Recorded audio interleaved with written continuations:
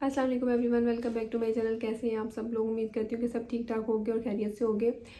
अच्छा, मैं जितने भी टिप्स वगैरह हैं वो ऐसे शेयर कर रही हूँ कि जो कि नॉर्मल लोगों के क्वेश्चंस आते हैं और उस टाइम पे जो है वो मैं सबको रिप्लाई भी नहीं कर पाती और मैं ये सब चीज़ें आपको बताना चाह रही होती हूँ, क्योंकि ये छोटी छोटी सी गलतियाँ होती हैं कि जो हम अपनी जब हम प्रेगनेंसी के लिए ट्राई कर रहे होते हैं तो हम कर रहे होते हैं, लेकिन हमें उस टाइम पे पता नहीं लगता है।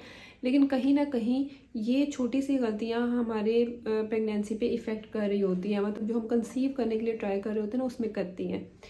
खैर, आज का जो टिप है वो मैं आपको ओवुलेशन से रिलेटेड बहुत ज़्यादा लोग कंफ्यूज रहते हैं और उससे रिलेटेड मैं आपको ये टिप देना चाहती हूँ। हम कंसीव करने के लिए ट्राई कर रहे होते हैं तो हम डॉक्टर के पास जब जाते हैं तो वो हमें एक कुछ दिन बता देती हैं, ठीक है। अब ये सबको पता है कि वो हमें स्पेसिफिक डेज बताती हैं कि इन डेज़ में आपने अपने शोहर से मिलना है तो आपके प्रेगनेंसी के चांसेस जो है वो ज़्यादा होंगे, ठीक। उन दिनों में ट्राई करते हैं लेकिन हम फिर भी हमारी प्रेगनेंसी नहीं होती है।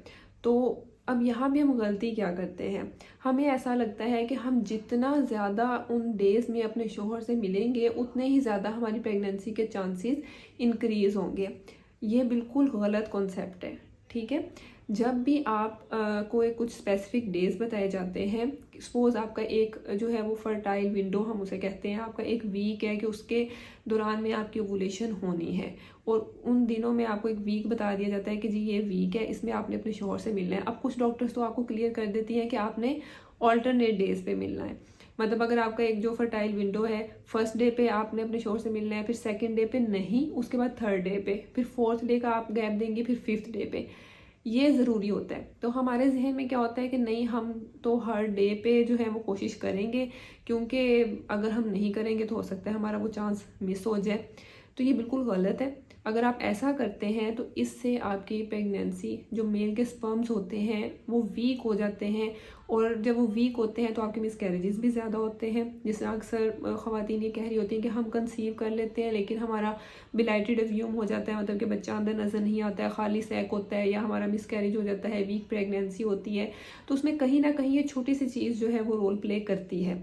देखिए, हर चीज़ के चांसेस होते हैं, ज़रूरी नहीं होता कि 100% हमेशा यही बात होगी। लेकिन जब भी आप छोटे छोटे टिप्स को फॉलो करते हैं तो उससे जाहिर सी बात है ज़रूर चेंज आता है। तो आपने ऐसे नहीं करना है कि अगर आपको एक वीक बताया गया है या कुछ आपको 10 दिन का बता दिया गया है डॉक्टर की तरफ से, तो आप उसको जो है वो इतना ज़्यादा अपने माइंड में सवाल करें कि आपने जी हर रोज़ अपने शोहर से मिलना है, या आप सुबह शाम का कर लें कि जी अभी तो किसी भी टाइम एग रिलीज़ हो सकता है। मतलब हर इंसान की मेंटेलिटी होती है और सबकी यही कोशिश होती है, किसी को भी मैं नेगेटिव नहीं कहूँगी, सबकी यही कोशिश होती है कि जल्दी से जो है वो प्रेगनेंसी हो जाए, क्योंकि इतना ज़्यादा फ्रस्ट्रेशन हुई होती है इंसान को, काफ़ी ज़्यादा उस चीज़ की एक उम्मीद होती है कि हमें हो जाए। तो उस केस में हम खुद ये गलतियाँ कर लेते हैं लेकिन हमें इस चीज़ का आइडिया नहीं होता। तो जब भी आपको डॉक्टर कहें या फिर आप खुद अपने ओवुलेशन को ट्रैक कर रहे हैं और आपको पता है कि ये मेरी फर्टाइल विंडो है, मतलब कि इस वीक में मेरी ओवुलेशन हो सकती है, तो आप बगैर किसी परेशानी के 1 दिन का गैप भी दे सकते हैं, 2 दिन का गैप भी दे सकते हैं। क्योंकि जो मेल के स्पर्म्स होते हैं ना, उसकी लाइफ फीमेल के अंदर 4 to 5 डेज होती है। मतलब सपोज अगर आप एक दिन अपने शोहर से मिले हैं और आपका एग अगले 3 दिनों के बाद रिलीज हुआ है, तब भी चांसेस होते हैं कि आपकी प्रेगनेंसी हो जाएगी, क्योंकि तब तक जो होते हैं, जो स्पर्म्स होते हैं वो ज़िंदा होते हैं फीमेल के अंदर, उनकी डेथ नहीं होती है, उनका जो लाइफ स्पैम होता है वो थोड़ा ज़्यादा होता है। एग का लाइफ स्पैम कम होता है, 12 to 24 आवर्स होता है, उसके बाद उस जो है वो कुछ भी फ़ायदा नहीं होता। लेकिन मेल के स्पर्म्स रह सकते हैं और आपकी प्रेगनेंसी हो सकती है।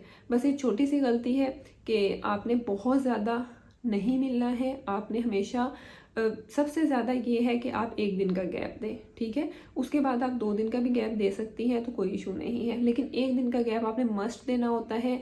आपने लगातार नहीं मिलना, ये आपकी कहीं ना कहीं जो है वो मेल के स्पर्म्स को इफ़ेक्ट करता है और उसकी जो है वो उससे आपकी प्रेगनेंसी इफ़ेक्ट होती है। सो आई होप कि ये टिप भी आप फॉलो करेंगे और इससे भी आपको फ़ायदा होगा। बाकी अपना बहुत ज़्यादा ख्याल रखें, दुआओं में लाजमी याद रखा करें, चैनल को सब्सक्राइब, वीडियो को लाइक और शेयर भी कर दिया करें। नेक्स्ट वीडियो तक के लिए अल्लाह हाफिज़।